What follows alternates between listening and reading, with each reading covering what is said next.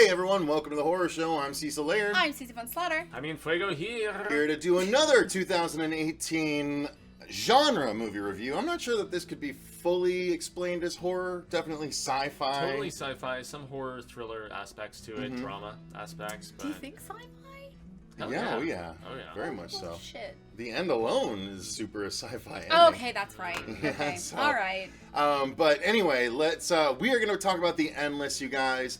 This is one that is currently available on Netflix, and I actually heard a lot of positive buzz before watching the movie. But we'll do our review like we normally do, our overall thoughts and the story, acting, effects, all that good stuff in turn. Mm-hmm. I'm going to start off by saying this movie was a brain breaker. Yeah. It was one that took concentration, and it still kind of broke my brain just a little bit. I know I didn't follow it as much as I potentially should have. I rewound a few scenes to make sure I was getting like. Yeah, I didn't do that, and I probably should have. So I'm going to be judging it based on what I could surmise from my first watch through of it. But overall, I thought it was enjoyable and different, but I didn't fall head over heels for it like some of the reviews I saw earlier in the year. So that was my take. I enjoyed it, but I wasn't blown away by it. Susie. I thought it was really interesting because of the premise of it is, you know, these two guys that used to be in this cult or what they remember, and then the one boy wants to go back because he's like, it wasn't that bad, and the other one's like, you just don't remember. He's like, I remember being very well taken care of and being fed and having food and not have to worry about. Yeah, because now they're struggling, and so he's like, I remember having a place to sleep every night and not have to worry about anything. And so eventually he convinces his brother to go back. Now, I actually really enjoyed it. The one thing that kind of didn't make sense, or it was really sped up to the point where I was like, well, how could he understand that, was in the movie, I don't know how to say it without giving it away.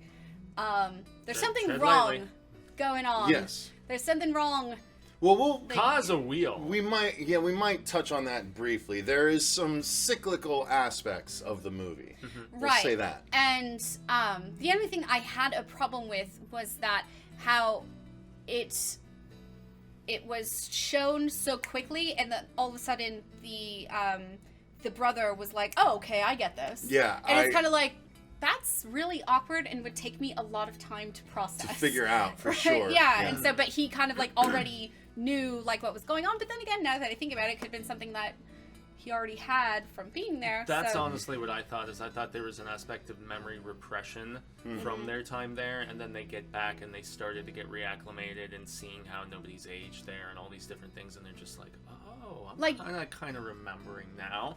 Right, and but so that's kind of what I like. really But that was so shocking to them. They're like, no one's aged. But then this whole huge thing that's happening, they're like, oh, it's no big deal. No, well, where have you been? And he just, bloop, where have you been? It's like, how honestly, would you be okay with that? They seem to me though like the super like, we're so kind and welcoming, come back to the cult because we need people, you know, that sort of thing. I actually really enjoyed this movie. I wouldn't say I loved it, but I found it very intriguing, especially since I grew up reading, you know, Asimov and, you know, Ray Bradbury. It is a very Asimov movie. Very, very much so. It's got some heavy lifting and heavy Asimov. thinking. Yeah. I like this. It's Aaron. Aaron Moorhead and Justin Benson. Apparently, they've worked on a couple films together. They co-wrote this. They co-directed it, I should say. Justin wrote it, and they've worked together on a couple other projects. One is Spring, that's on Shudder. That was actually a Patreon request, so we will be watching that. Dope, yeah, I'm excited to actually. And then they did their first film was a little indie called Resolution, which, as I found out watching bonus also a material, Patreon request. Awesome, because I am totally about to watch Resolution because this movie takes place in the same shared universe as Resolution. Really? The videotape that they find, and it has the two of them playing different characters, that's from Resolution. Really? Yeah, they talk about that in the bonus features, which is... We watched this out of order. Yeah, this streams on Netflix, but... Resolution does not. It doesn't, unfortunately, but I was really happy that I got it in the mail from Netflix, and I've been sitting on it for way too long, and I'm like, oh, it's streaming, but...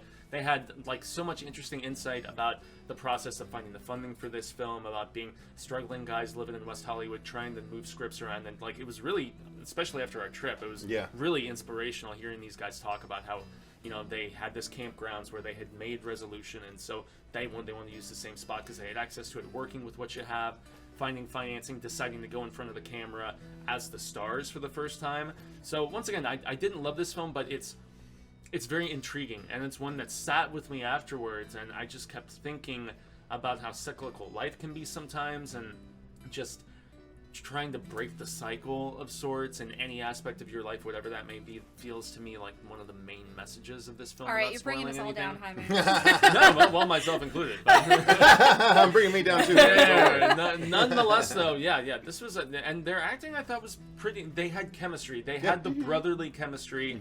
Very much so. One giving a lot of crap to the other one, the older brother kind of syndrome, and the other one just taking a back seat, and him trying to have his voice be heard and trying not to just let his older brother walk over him all over him all the time, and that's another big message of it. So yeah, I quite enjoyed this movie, more so than I was expecting. It's not horror, obviously. Specifically, no. It's definitely sci-fi. Yeah, but I don't know. But I found myself holding my breath a lot throughout You this did movie. mention that after watching it. I was like, I was holding my breath a lot. Yeah, the comments this. were, after she watched it, was like, I was holding my breath a lot in this, and after I watched it, I was like, yeah, my brain hurts after watching it. You feel kind of anxious watching it, and you feel almost the way that they feel being re-emerging into this cult. You almost feel like these two brothers, where one is very skeptical, weird. One is very accepting, so you get two sides of the spectrum. Whichever one you are, you can associate with that character.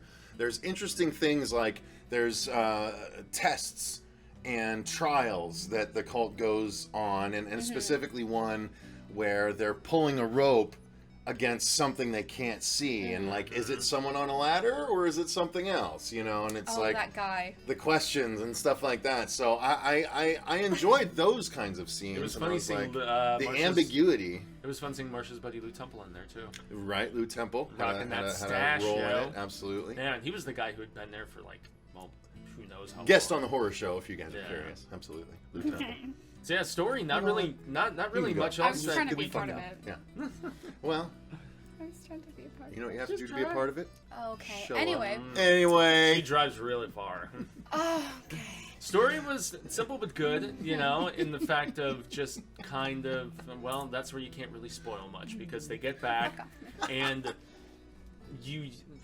the older brother reveals some secrets that maybe when they went to the press about certain things with the cult weren't completely true. One of them specifically, without spoiling. You mean castration?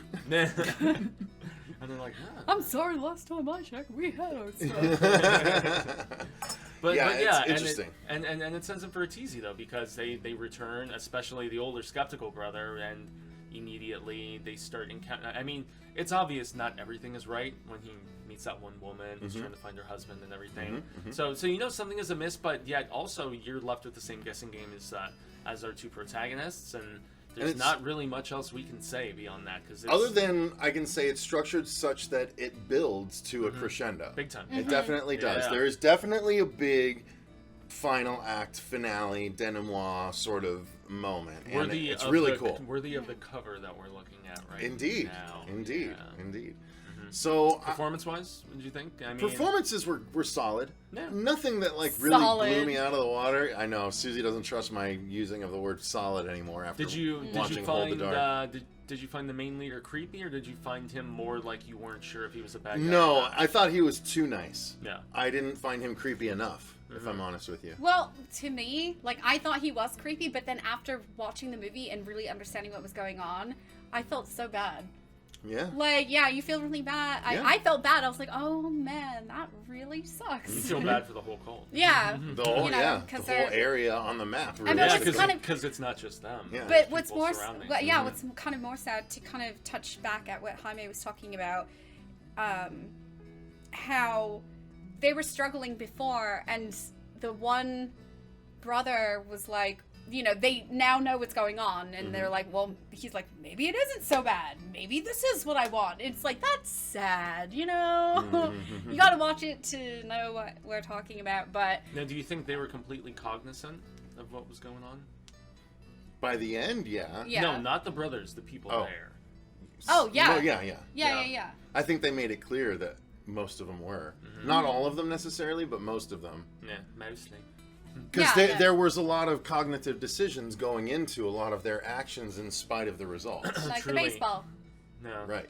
Well, and That the was two cool. guys Yeah. that they Magic meet trick? when the one is like chained up and his friend's trying to get him sober. That's the one I'm more That's referring your- to. okay, Yeah. So it's a very interesting, esoteric, different Yeah. sort of spin on film. So if you're more in the sci-fi camp than the horror camp, this is definitely up your alley. There are horror aspects. But this thing, I will say, I'm not a sci-fi person at all. I don't like sci-fi, but I really like this movie. Oh, you did? I did. So you weren't just confused by it, you actually No, enjoyed it. I was holding my breath, yes, but Okay. I did like it. Like in the Okay. end, I actually ended up liking it, and See, I so don't there like you go. sci- You can't yell at me about everything I Well, recommended. you did. I watched it first, so you had no idea what to What? expect. You did not. Yes, I did because I said, You said- I was holding my breath the whole time. You're like, well, I but haven't watched it yet. I know, but I still told you to watch it. Yes, you told. You but tell me she- to watch a lot of things, She but you said don't she give watched me. it first, though, so she did watch it first. But I told her to watch it. Yes, you want before tell she me. Yes, but watched you it. don't be like, this is a real She solid wouldn't have thriller, watched like it one otherwise. other movie. You know what? So anyway, She's referencing a back and forth we had in our review of Hold the No. Dark. I'm not sure what order this is coming out, so if the Hold the Dark review is out, I'll link to it. If not, stay tuned for some fun. Yeah, as far as effects goes, there's only a couple scenes where you start to like really see the nature of this place, and honestly, despite being a low budget, I felt like some of the double moon in the sky and things Really like cool. that. That It was all awesome. it all Yeah. looked cool, you know. I mean, it was well shot for what they had to work with. I thought Absolutely. personally. Yeah. Absolutely. And It is worth your time. Just especially since have it a streams on notebook Netflix. I and mean, have come some on. time with you. That way you can try and follow along the whole way with only watching it once. Well, and I like the music aspect too. Like they, as if House of the Rising Sun isn't creepy enough, the weird rendition they had sprinkled with this like old woman singing, and Yep. they had it in as like background noise in a few scenes where they're like exploring the forestry of California. Love that and- song.